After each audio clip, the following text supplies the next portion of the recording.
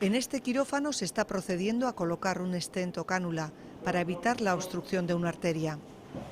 Actualmente se trata de una operación sencilla, ya que el material con el que está elaborado el stent ha sido programado para que responda a la temperatura corporal.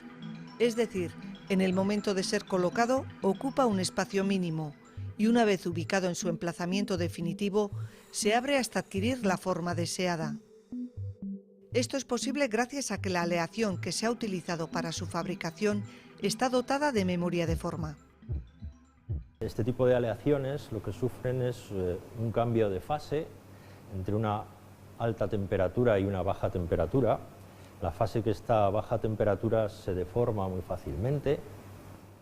Eso hace que macroscópicamente podamos coger una muestra, deformarla a baja temperatura, y el hecho de que llamemos aleaciones con memoria de forma es precisamente porque los átomos recuerdan la posición que tenían en la fase de alta temperatura, de tal forma que si cogemos y subimos la temperatura de la muestra deformada, recuperamos la forma geométrica que tenía el material en alta temperatura. El cambio de temperatura es el estímulo exterior que más se utiliza en distintas aplicaciones. Para ver un poco las propiedades especiales de este tipo de aleaciones, bueno, esto es una varilla de latón, que es una aleación de cobre, es una varilla estándar. Bueno, nosotros la vamos doblando y realmente queda una deformación remanente y realmente la doblamos y se queda deformada. Vamos a comparar el comportamiento de una aleación con memoria de forma, también es una aleación de base cobre, cobre, aluminio, berilio. Ahora estamos en la fase de alta temperatura, la transformación se produce a 20 grados bajo cero. Yo la deformo aplicando una tensión y inducimos la transformación, aparece la fase de baja temperatura, conseguimos una deformación neta muy grande. Lo único que ahora, al retirar yo la tensión, volvemos a recuperar la forma inicial porque vuelve a pasar a la fase de alta temperatura. Y tenemos un proceso reversible donde conseguimos un comportamiento elástico con una formación muy importante.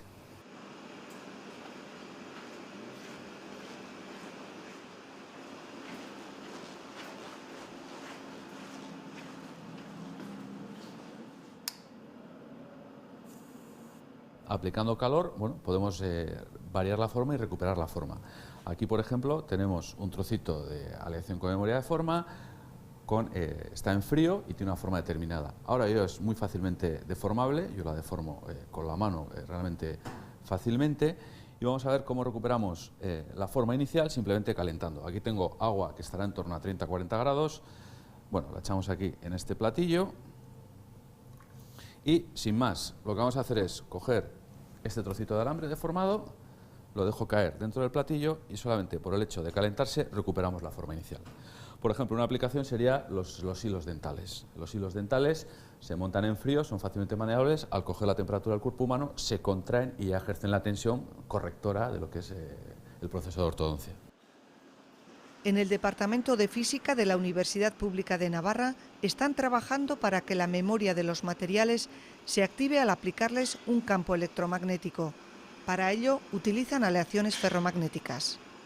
Una aleación con memoria de forma ferromagnética tiene encima la particularidad que aplicando un campo magnético podemos conseguir deformar el material. Entonces, bueno, como ejemplo tenemos una barrita de material, una aleación ferromagnética, está un poquito deformada, doblada. Yo ahora la voy a acercar al imán y veremos cómo se deforma por la actuación del campo magnético.